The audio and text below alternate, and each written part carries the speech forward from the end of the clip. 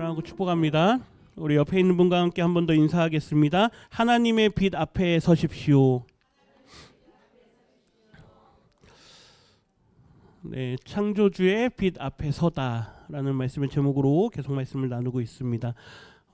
이 말씀이 우리 성도님들에게 은혜가 되고 또 말씀의 그 이해가 조금 더 깊어지기 위해선 반드시 하나님께서 우리의 창조주 되심을 고백하시고 인정하실 수 있게 되기를 주님의 이름으로 부탁드립니다. 최근에 개봉했던 영화 중에 신의 약단이라는 영화가 있었어요. 저희 찬양단하고도 함께 가서 보고 했는데 거기에 이제 북한 얘기예요. 북한 보위부 장교 이야기인데 그 장교가 마지막에 이렇게 순교를 해요. 순교를 하기 전에 이렇게 기도를 합니다. 원래는 예수 믿는 사람을 잡아 죽이던 사람이었어요. 자기 가족도 죽이고 막 그랬던 사람인데 나중에 기도할 때 이렇게 기도해요. 하나님 당신은 살아계시다면서요. 예, 살아계시다면서요. 이렇게 하나님 앞에 기도합니다. 그러니까 무슨 얘기냐면 믿음이 들어온다라는 건 하나님께서 우리의 창조주 되신다라는 걸 믿음으로 고백하는 순간인 줄 믿습니다. 그래서 하나님은 창조주 되십니다. 하나님은 살아계신 하나님입니다. 이 고백을 날마다 입술로 하실 수 있게 되기를 다시 한번 주님의 이름으로 부탁드립니다. 오늘 계속해서 말씀을 나누는데요. 우리 지난주 말씀에 보면 우리가 빛을 본다라는 표현을 사람들이 많이 사용한다 그랬습니다. 빛을 본다. 내 인생에도 언젠가 한번 빛을 볼 날이 올 것이다. 그 말은 내 문제가 지금의 문제가 해결되고 또 형편이 지금보다 더 좋아질 거다.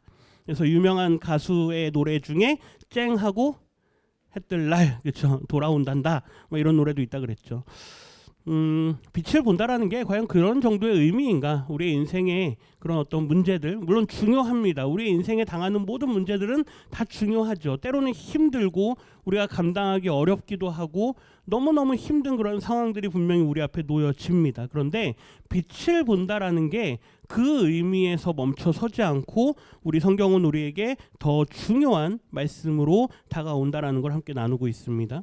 그래서 빛은 계시의 상징이라 그랬습니다. 그냥 단순히 빛을 본다는 게 인생이 밝아진다 그 정도의 의미가 아니라 하나님이 누구신가에 대해서 우리에게 드러내 주시는 사건이다라고 말씀을 드렸죠. 우리 창세기 1장에 보면 그 2절에 태초에 하나님이 천지를 창조하시니라 그 다음에 상태를 한번 보세요. 땅이 혼돈하다, 무질서하다 이거예요. 그다음 공허하고 아무것도 없다라는 이야기입니다. 의미가 없다라는 이야기죠. 존재는 하나, 그 존재에 아무런 목적과 의미가 없다라는 이야기입니다. 우리 성도님들이 존재하시고 계시죠? 유명한 철학자가 나는 생각한다 그래서 나는 존재한다 그랬는데 그 존재함에 있어서 어떤 의미를 가지느냐 이거예요.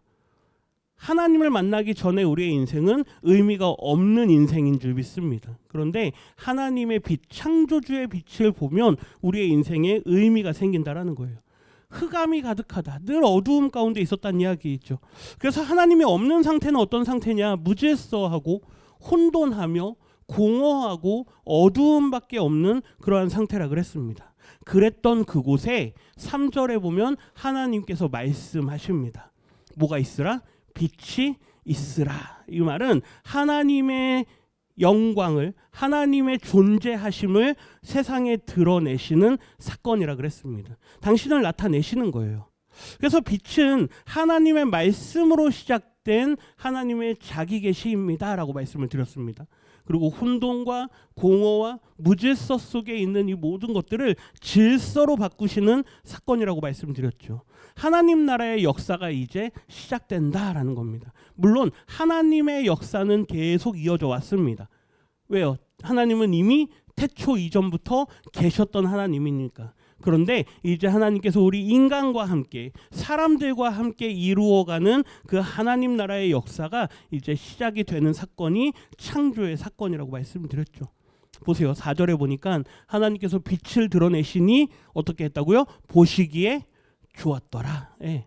보시기에 좋았더라. 하나님께서 계시는 그곳은 하나님이 보시기에 좋은 곳인 줄 믿습니다. 오늘 이 자리에 하나님께서 우리와 함께 하실 줄 믿습니다. 이 자리는 하나님 보시기에 좋은 자리입니다. 우리 성도님들의 심령 가운데 하나님께서 함께 하시는 줄 믿습니다. 그러한 우리 성도님들을 하나님께서 보시기에 좋은 줄 믿습니다. 그 믿음 가지고 사는 거예요. 내 마음 가운데 어두움만 있고 무질서만 있고 공허하고 또요 의미가 없는 인생이라면 그곳에는 하나님이 계시지 않다란 이야기예요. 우리의 심령 가운데 하나님의 은혜가 날마다 충만하기를 주님의 이름으로 다시 한 번 더 축원합니다. 그래서 마지막에 이런 문장으로 마쳤는데요. 빛은 하나님의 통치가 선언되고 시작되는 자리이다. 그래서 창조주의 빛 앞으로 뭐 하자고요? 나아가자고요. 네, 그래서 날마다 하나님 앞으로 나아가기를 힘쓰는 저와 우리 성도님들이 되셔야 될 줄 믿습니다. 이제 오늘 두 번째입니다. 창조주의 빛 앞에 서다. 두 번째. 앞에 말씀드린 것처럼 빛을 본다는 게 그냥 단순히 우리의 인생에 좋은 날이 온다, 그런 정도의 의미만을 지닌다라고는 하지 않았습니다. 오늘 읽은 시편 말씀의 시편 기자는 하나님을 표현하면서 하나님의 의복을 이야기를 합니다. 시편 104편 한번 보세요. 오늘 본문 말씀 2절인데요. 우리 같이 한번 더 읽겠습니다. 주께서 옷을 입은 같이 빛을 입으시며 하늘을 휘장같이 치시며, 하나님의 모습을 상상하면서 말씀으로 기록을 하는 거예요. 주께서, 하나님께서 옷을 입고 계신데요. 그런데 어떤 걸로 옷을 입으시냐면 빛으로 옷을 입으신대요. 아마 이 시편 기자는 하나님의 영광을 본 것 같습니다. 하나님의 영광을 보는 순간, 하나님께서 빛으로 옷을 입고 계시는구나. 마치 예수님께서 변화산에 가셨을 때, 그렇죠? 가이사랴 빌립보에 가셨다가 거기서 이제 두 사람의 제자만 데리고 따로 가십니다. 그리고 예수님께서 모습이 변하세요. 예수님께서 마치 태초에 하나님과 함께 계셨을 때처럼 영광스러운 빛의 모습으로 예수님께서 변하세요. 그 모습을 보고는 두 제자가 놀랍니다. 우리가 여기다가 초막을 짓겠습니다. 여기에 주님과 함께 있는 것이 너무 좋습니다. 막 그렇게 고백을 합니다. 아마 이런 모습으로 예수님께서 변하시지 않았을까 한번 상상을 해보는 거죠. 오늘 본문 말씀에서 이 시편 기자가 우리에게 말씀을 쭉 읽어가다 보면 뭘 말하고자 하는지를 깨달을 수 있게 되고, 창조주 하나님의 그 빛이 과연 지금 오늘을 사는 우리의 삶과 어떤 관계가 있는가를 이 시편 기자가 하나하나 조목조목 이야기하는 것을 우리가 오늘 보게 됩니다. 다시 말하면 하나님께서 창조주로서 빛의 옷을 입고 계신다라는 그 사실 자체가 뭘 의미하느냐, 그리고 그게 우리의 인생과 어떤 의미가 있느냐, 오늘 말씀을 통해서 한번 그걸 같이 좀 생각해 보기를 원합니다. 첫 번째, 창조주의 빛은요, 하나님의 영광과 통치를 드러내는 빛이다라고 시편 기자는 선포를 합니다. 하나님께서 하늘을 펼치시고 물의 경계를 정하시고 산을 세우시고 또 계곡을 만드시고 낮과 밤을 나누시는 이 모습이 어디의 모습입니까? 창세기 1장의 모습이에요. 창세기 1장에 창조하시는 그 모습을 오늘 시편 기자가 하나님을 찬양하면서 다시 한번 그걸 선포해요. 우리 1절 한번 보세요. 내 영혼아 여호와를 송축하라. 여호와 나의 하나님이여, 주는 심히 위대하시며 존귀와 권위로 옷 입으셨나이다. 하나님을 이야기하면서 하나님을 찬양합니다. 근데 그 이유가 뭐냐 이거예요. 그 이유는 주는 심히 위대하시기 때문입니다. 하나님의 위대하심을 찬양하는 이 시편 기자의 찬양을 따라서 고백하시기를 부탁드립니다. 우리의 인생을 잠깐 내려놓으세요. 우리의 삶에 필요한 모든 것들을 잠깐 내려놓으세요. 내 인생에 당한 모든 문제들을 잠깐 내려놓으시고 하나님의 위대하심을 함께 묵상하자는 거예요. 당신의 당한 문제 내가 잘 알고 있습니다. 당신의 인생의 어려움도 내가 잘 알고 있습니다. 그러나 우리 함께 우리 하나님이 어떠한 분이신지 다시 한번 묵상합시다. 우리 모두를 초대하고 있는 줄 믿습니다. 이 초대에 한번 응해 보십시오. 하나님은 존귀와 권위로 옷을 입으셨나이다. 2절도 보세요. 주께서 옷을 입은 같이 빛을 입으시고 계십니다. 그러니까 존귀와 권위는 그의 권세를 상징해요. 통치를 상징하는 거예요. 하나님께서 통치의 옷을 입고 계시는데 그 모습이 마치 빛을 입고 계시는 모습과 같다라는 겁니다. 하나님의 통치를 선언하고 그 통치를 드러내는 게 뭐냐? 창조주 하나님의 영광의 빛인 줄 믿습니다. 그러니까 우리는 하나님의 빛을 볼 때 하나님의 권세, 하나님의 위대하심을 바라볼 수 있어야 되는 거예요. 그래서 하나님을 본다, 창조주의 빛을 본다라는 건 하나님의 통치 아래에 우리 모두가 서게 된다라는 걸 의미하는 줄 믿습니다. 이 시간 이 자리에 나오신 이유는 사람을 만나러 나오신 게 아니에요. 이 자리에 와가지고 뭐 사람들하고 좋은 얘기하고 어떤 정보를 얻어가고 혹은 내 취미 생활을 하고 여가 생활을 하는 위해서 이 자리에 나오신 게 아니라 하나님의 통치 아래에 서기 위해 우리 모두가 모인 줄 믿습니다. 하나님의 통치가 없으면요, 우리의 인생의 주인이 내가 돼요. 내 인생을 내 마음대로 내가 통치하기 시작합니다. 세상의 가치관으로 나를 다스리려고 하고 세상의 기준으로 나를 다스리려고 하고 내 삶의 모든 기준이 세상이 우리에게 들려주는 그 이야기들로 점점점 하나하나 채워지게 된다는 거죠. 그러나 우리는 하나님의 통치 아래 서는 인생들인 줄 믿습니다. 이 시간 저를 한번 따라해 주시겠습니까? 하나님, 내 인생의 주인이 되어 주십시오. 네, 하나님 내 인생의 주인이 되어 주십시오. 내 인생의 주인이 내가 아닙니다. 하나님께 나의 인생을 맡겨드립니다. 라고 고백하는 순간 하나님께서 우리의 인생의 통치자가 되어지는 줄 믿습니다. 3절 한번 보세요. 하나님의 통치의 모습입니다. 물에 자기 누각에 들보를 얹으시고 자기의 누각을 하나 세우신다는 얘기예요. 구름으로 자기의 수레를 삼으시고, 우리 왕이 뭘 타고 다닙니까? 뭐 이렇게 뭡니까? 이게 사람들이 이렇게 들고 다니는 뭐 그런 걸 타고 다니겠죠. 옛날에 왕은 뭘 타고 다녔을까요? 뭐 왕이 타고 다니는 게 다 있었을 겁니다. 걸어 다니진 않았을 거예요. 하나님께서도 구름으로 자기의 수레를 삼으십니다. 바람 날개로 하나님께서 거니십니다. 4절 보세요. 바람을 자기의 사신으로 삼으십니다. 다른 나라로 대사들을 보내기도 하고 여러 사람들을 왕들이 사용하는데 장군도 보내기도 하고, 그런데 하나님께서는 바람을 자기의 사신으로 삼으십니다. 불꽃으로 자기의 사역자를 삼으십니다. 하나님의 통치하는 방법을 이 자연세계, 하나님께서 만드신 피조세계를 다스리는 모습으로 하나님의 통치의 모습을 우리에게 보여주고 있어요. 그 나라가 어떻냐? 5절 한번 보세요. 땅에 기초를 놓으사 영원히 흔들리지 아니하게 하셨나이다. 하나님의 나라는, 하나님께서 통치하시는 그분의 나라는 흔들리지 않는 나라다. 이 세상에 아무리 강한 군대가 오고 이 세상에 아무리 강력한 권세자가 온다 하더라도 하나님의 나라는 요동하지 않는 나라이다. 하나님의 통치의 모습이에요. 창조주의 빛을 본다라는 이야기는 우리가 하나님의 통치 아래에 선다라는 걸 의미하는 줄 믿습니다. 하나님의 통치를 인정하시겠습니까? 저는 절대 인정 못합니다. 내 인생의 주인은 나입니다. 끝까지 내 통치권은 내가 쥐고 있겠습니다. 뭐 그럴 수도 있어요. 그런데 어느 순간 하나님께서 나에게 뭐 해라? 내놓아라 라고 하는 날이 있을 줄 믿습니다. 그때 하나님 앞에 다 내놓을 수 있어야 돼요. 인생의 그런 뭐 성경만 읽어봐도요, 그런 인생들이 얼마나 많았나 몰라요. 하나님께서 통치권을 맡겨주시는 인생도 있고요, 하나님께서 그의 손에 있던 통치권을 빼앗아가는 인생도 있습니다. 하나님께서 너가 한번 다스려봐라, 너가 한번 잘 관리해봐라, 우리에게 맡겨주실 때 때로는 그 맡음 받은 것을 잘 관리하고 잘 다스릴 수 있는 것 또한 우리에게 주신 사명인 줄 믿습니다. 네, 그게 안 되면 다 빼앗아 갈 거예요. 5달란트, 2달란트, 1달란트 받은 사람에게 내놔라. 결국에는 빼앗길 거예요.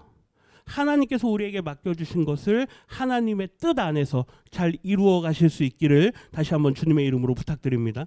두 번째입니다. 창조주의 빛은 세상을 돌보고 공급하는 빛입니다. 아까 첫 번째는 통치한다 그랬어요. 다스린다 그랬어요. 하나님께서 이 세상 모든 것들의 왕이 되시고 주인이 되셔서 다스리신다면 그냥 통치로만 끝나지 않는다는 이야기예요.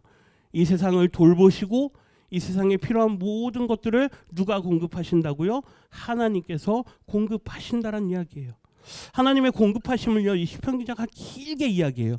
첫 번째, 돌보시는 하나님을 한번 보십시오. 104편 10절부터인데요. 여호와께서 샘을 골짜기에서 솟아나게 하시고 산 사이에 흐르게 하사, 창조의 모습이에요. 각종 들짐승에게 마시게 하시니 들나귀도 해가라며. 12절, 공중의 새들도 그 가에 깃들이며 나뭇가지 사이에서 쥐저기는 도다. 저 자연에 있는 모든 동식물들이 누구로 말미암아서요? 하나님으로 말미암아. 하나님께서 공급하심으로 말미암아 저들이 먹고 마시고, 그렇죠? 저들이 쉼을 얻을 수 있다라는 게 이 시편 기자가 말하는 거예요. 예수님께서도 같은 말씀하세요. 저 하늘의 새를 보라. 저들은 심지도 않고 거두지도 않는다. 누가 먹이느냐?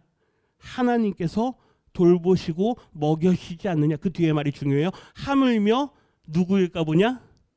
너희일까 보냐. 그렇죠? 하나님이 사랑하시고 하나님의 자녀로 부름받은 너희일까 보냐. 그 말은 너희도 하나님께서 뭐 하신다고요? 먹이시고 돌보신다고요. 그 다음 말이 또 중요해요. 그러니 내일 일은 걱정하지 마라. 그렇죠? 네, 이거예요. 하나님께서 인생의 원리를 이미 창조 질서 안에 다 녹여 놓으셨어요. 하나님께서 우리를 먹이시고 입히시고 우리의 필요를 채우시고 공급하신다라는 게 하나님의 창조 질서 안에 있는 진리입니다. 이걸 따라가라는 거예요. 따라가라. 두 번째, 식물을 자라게 하시는 하나님을 한번 보세요. 13절인데요. 그가 그의 누각에서부터, 아까 누각의 들보를 세웠다 그랬잖아요. 하나님이 계시는 거처를 만들었다는 이야기예요. 그 누각에서부터 산에 물을 부어주시니, 노란색, 주께서 하시는 일에 결실이, 열매가 맺혀진다는 이야기예요. 땅을 만족시켜주는도다. 네, 하나님께서 하시는 일은 언제나 열매가 있습니다. 그 결과 14절, 그가 가축을 위한 풀과 사람을 위한 채소를 자라게 하시며 땅에서 먹을 것이 나게 하셔서. 누가 하신다는 이야기입니까? 하나님께서. 하나님께서 이 자연에다가 가축이 먹을 수 있는 거, 사람이 먹을 수 있는 거 다 구분해서 만들어 놓으셨다는 이야기예요. 우리 15절 같이 한번 읽겠습니다. 사람의 마음을 기쁘게 하는 포도주와 사람의 얼굴을 윤택하게 하는 기름과 사람의 마음을 힘있게 하는 양식을 주셨도다. 보세요. 우리의 마음을 기쁘게 하는 것. 그 다음에요, 우리의 건강을 지켜주는 것. 그 다음에요, 우리의 인생에 힘을 주는 것. 하나님은요, 단순히 우리의 생존만을 위해서 먹고 마시라라고 말씀하지 않으세요. 때로는 우리의 마음에 무엇도 주세요? 기쁨도 주세요. 아멘이십니까? 근데 왜 얼굴은 다들 기쁨이 없으십니까? 하나님은 우리의 인생에 무엇도 주신다고요? 기쁨도 주세요. 하나님은 우리의 인생에 힘도 주세요. 이 모든 것들을 누가 공급하시느냐? 하나님께서 공급하신다라는 거예요. 우리의 인생을 돌보시는 분은 누구십니까? 하나님이십니다. 그분의 창조 질서 안에 이미 이 모든 게 있다고요. 그러니 우리의 인생의 고백은 하나님 당신은 창조주이십니다. 하나님 당신이 살아계신 분이십니다. 이 고백이 매일매일 우리의 입을 통해 나와야 된다고요. 세 번째, 거처를 마련하시는 하나님을 한번 보세요. 16절인데요. 여호와의 나무에는 물이 흡족하며 곧 그가 심으신 레바논 백향목들이로다 하면서요. 이 레바논의 백향목이 아주 유명한 나무들인데 그 나무를 나중에 다윗이 가져다가 왕궁을 짓고 하나님의 성전을 위한 재료들로 마구마구 준비해 놨었어요. 17절 보세요. 새들이 그 속에 깃들이며 학은 잣나무로 집을 짓는도다. 집을 삼는도다. 그러니까 자연에 있는 모든 새들이 그 하나님께서 심어 놓으신 나무들 안에서 쉼을 얻고 그곳에서 생활을 하고 보금자리로 삼는다라는 게 이 시편 기자가 관찰한 내용이에요. 자연을 보니까, 저 새들의 모습을 보니까 가만히 관찰해 보니 저들이 하나님께서 공급하신 자연 세계 안에서 집을 짓는구나. 저들이 자연 세계에서 쉼을 얻는구나. 저곳을 저들의 삶의 보금자리로 삼는구나라는 걸 깨달았다는 거예요. 이걸 깨달으시기를 부탁드립니다. 하나님, 내 집은 어디 있습니까? 하나님, 내가 살 곳은 어디 있습니까? 네. 하나님께서 우리 인생에 준비하실 줄 믿습니다. 그것보다 더 중요한 게 있잖아요. 예수님의 말씀을 기억하세요. 내가 먼저 가는 게 너희에게 뭐하다? 유익하다. 왜요? 내가 너희를 위해서 거처를 뭐하겠다? 예비하겠다. 예수님의 말씀을 늘 기억하셔야 돼요. 내가 너희를 위해서 거처를 예비하겠다. 그 말은 우리의 인생이 이 땅에서 끝나도 끝이 아니라는 걸 분명히 말씀하신 줄 믿습니다. 요즘 어떤 사람들은 심지어 교회를 다니는 사람들도 그렇게 얘기해요. 하나님의 나라가 여기가 하나님의 나라지 저기 죽어서 가는 천국을 말하는 게 아니다. 여기가 하나님의 나라다. 저도 그걸 많이 강조를 합니다. 하나님의 나라는 이곳이 하나님의 나라인 줄 믿습니다. 그렇다고 해서 저곳에 하나님의 나라가 없다는 건 아니에요. 네. 왜 그러냐면 이곳이 하나님의 나라라면 온전하지 않아요. 하나님은 온전한 하나님의 나라를 만드신 줄 믿습니다. 우리가 여기가 천국으로 삼는다? 여기에 죄가 없을까요? 여기에 상한 감정들이 없을까요? 갈등이 없을까요? 너무 충만하죠. 하나님의 온전한 나라는 그런 곳이 아니에요. 그러니까 여기를 우리가 온전한 하나님의 나라로 만든다. 그래서 어떤 사람들은 유토피아를 만들려고도 해봤어요. 그게 공산국가가 되었어요. 해보고 해봤는데 공산국가가 유토피아인가 해가지고 만들어봤는데 그게 아니었던 거예요. 거기에도 착취가 있고 거기에도 억압이 있고 거기에도 부조리가 있어요. 하나님의 나라는 이 땅에서 완성되는 게 아닌 줄 믿습니다. 네, 예수님께서 내가 그걸 준비한다라고 말씀하세요. 네 번째, 모든 생물이 결국 하나님께 의존함을 이 시편 기자는 고백을 합니다. 27절 말씀 같이 읽겠습니다. 이것들은 다 주께서 때를 따라 먹을 것을 주시기를 바라나이다. 아멘. 잘 보세요. 이 시편 기자가 관찰한 내용이에요. 저 동물들과 새들을 보니까 저들이 뭔가 기다리고 있는 것 같아요. 그걸 관찰한 겁니다. 저들이 기다리는 게 뭐냐? 하나님께서 때에 따라, 계절에 따라 그 때에 맞게 저들에게 필요한 걸 하나님께서 그때마다 공급하신다라는 걸 끝에 뭐 한다고요? 바란다고요. 우리는 어떻습니까? 그 때를 우리는 기다리지 못해요. 하나님께서 때에 따라 우리에게 베푸시고 공급한다 했는데 우리는 그 때를 인정하지 않는 거예요. 하나님, 나의 때는 언제입니까? 왜 내 때는 오지 않습니까? 왜 내 인생의 빛볼 날은 오지 않습니까? 이걸 하나님한테 계속 얘기하는 거예요. 하나님은 우리에게 분명히 말씀하십니다. 너의 때는 내가 준비한다. 예, 너의 때는 분명히 있다라고 우리에게 말씀하세요. 근데 그 때를 우리가 자꾸 앞당기려고 하는 거죠. 그러다 보니까 쓰지 말아야 될 방법들, 동원하지 말았어야 될 동원들, 여러 가지 세상의 방법들로 우리의 인생을 자꾸 만들어 가려고 하니 인생이 꼬이고 얽히고 계속 힘들어지는 거예요. 하나님의 때를 기다리시기를 부탁드립니다. 손 놓고 있으란 얘기가 아니에요. 열심히 준비하시고 학생들은 열심히 공부하고 내게 맡겨진 삶의 자리에서 최선을 다해서 그 일을 감당해 가다 보면 반드시 하나님께서 나의 때에 창조주 하나님의 영광을 보게 되는 날을 우리에게 허락하실 줄 믿습니다. 그래서 성급하시면 안 돼요. 급하시면 안 돼요. 창조주의 빛은 세상을 돌보고 공급하시는 빛이시다. 이걸 기억하시기를 부탁드립니다. 마지막 세 번째인데요. 창조주의 빛은 결국 우리를 구원으로 이끌어가는 빛입니다. 어디로 이끌어간다고요? 구원으로. 창조주 하나님께서 우리를 악한 곳으로 이끌어가지 않으시는 줄 믿습니다. 창조주 하나님께서 우리를 못되게 되는 곳으로 우리를 이끌어가지 않으실 줄 믿습니다. 하나님은 선한 목자 되십니다. 예수님이 그래서 나는 선한 목자다. 우리를 이끌어가시는 분이세요. 그분은 우리를 구원으로 이끌어가는 분이시죠. 오늘 끝에 가면 31절에 보면 여호와의 영광이 영원히 계속할지며 여호와는 자신께서 행하시는 일들로 말미암아 즐거워하시리로다라고 말씀하세요. 하나님께서 행하시는 일이 뭡니까? 하나님께서 행하시는 일은 생명을 살리는 일인 줄 믿습니다. 그를 따르는 자들에게 생명을 주고 그의 백성된 자들을 적과 끓이 흐르는 땅으로 인도하고 그들의 삶에 윤택한 것들을 베푸시는 분이 하나님이시라 그랬어요. 우리가 기도하고 우리가 바라는 이 모든 인생들에서 하나님의 뜻과 같은 방향과 하나님의 뜻과 같은 일이라면 반드시 하나님은 그 일을 이루실 줄 믿습니다. 그 하나님을 믿으십시오. 32절 보세요. 그가 땅을 보신즉 땅이 진동하며 산들을 만지신즉 연기가 나는도다. 이건 심판에 대한 말씀이거든요. 하나님께서 이 땅에 되어지지 말아야 될 것들이 있다면 그거를 다 만지시면서 그걸 어떻게 하세요? 다 흔드시는 거예요. 산들을 만지신다는 얘기는 산은 교만이에요. 높아진 것들을 하나님께서 다 건드신다는 이야기예요. 하나님의 영광이 임하는 그곳에 땅이 진동하고 연기가 난다는 얘기는 하나님의 임재가 그곳을 덮었다는 이야기입니다. 하나님의 임재가 덮이게 되면 구원받을 자들은 이미 구원의 자리로 가 있게 되고, 하나님 앞에 심판의 자리로 나아가야 될 자들은 하나님의 심판 앞에 두려워 떨게 될 줄 믿습니다.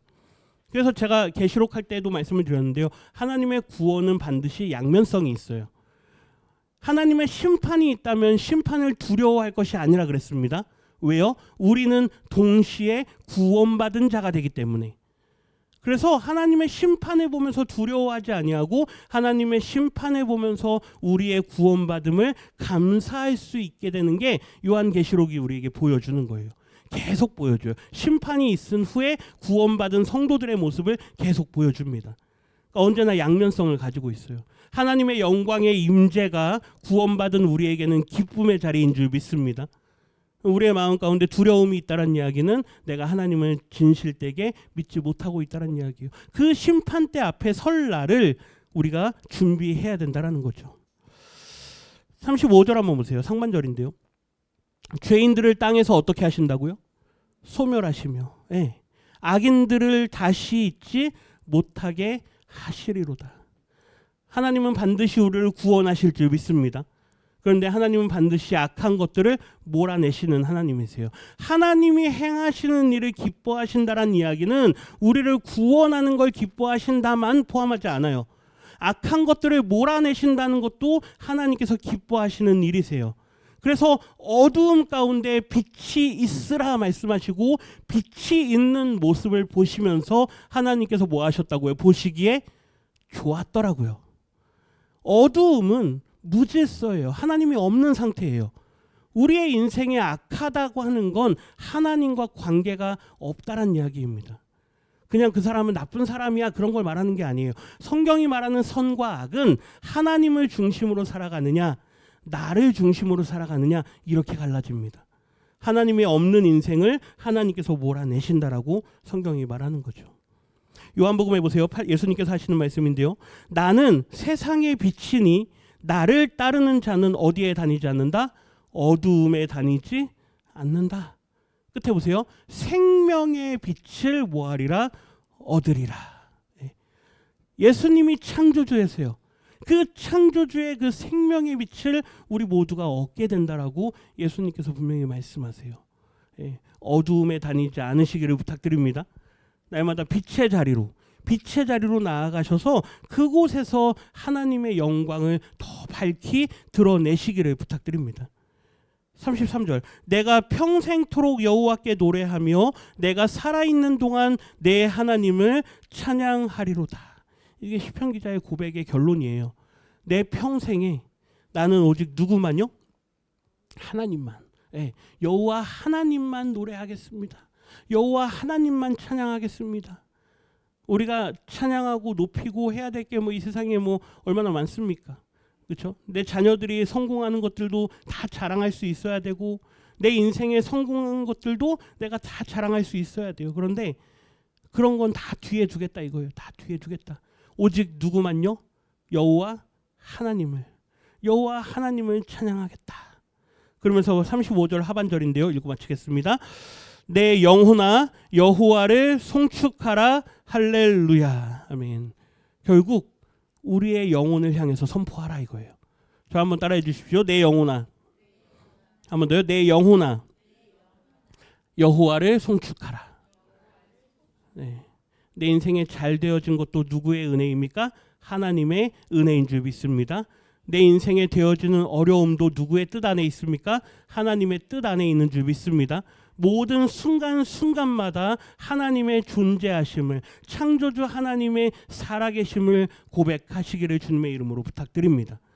아까 신의 악단이라는 영화 말씀드렸는데 그 이제 교순이라는 사람이에요. 그 보이부 간부였던 사람이, 그 사람이 결국 죽음을 당해요. 이름이 그래서 순교를 거꾸로 한 거예요. 근데 그 사람은 살아계신 하나님을 고백했습니다. 그러면서 죽었어요. 결국. 그러면 잘된 겁니까? 잘못된 겁니까? 살아계신 하나님을 찬양했습니다. 고백했습니다. 그리고 죽었어요. 총 맞아서 결국 죽었거든요. 잘된 겁니까? 잘못된 겁니까? 우리의 인생의 눈으로 볼 땐 잘못됐다라고 말할 수 있으나 하나님의 뜻 안에서 잘된 일인 줄 믿습니다. 많은 사람들이 그의 그 희생으로 인해서 결국 물론 이제 뭐 허구 픽션이지만 결국에는 남한으로 넘어갈 수 있는 그런 기회가 됐어요. 하나님의 뜻이 우리의 인생 가운데 어떻게 펼쳐질지 우리는 알 수 없습니다.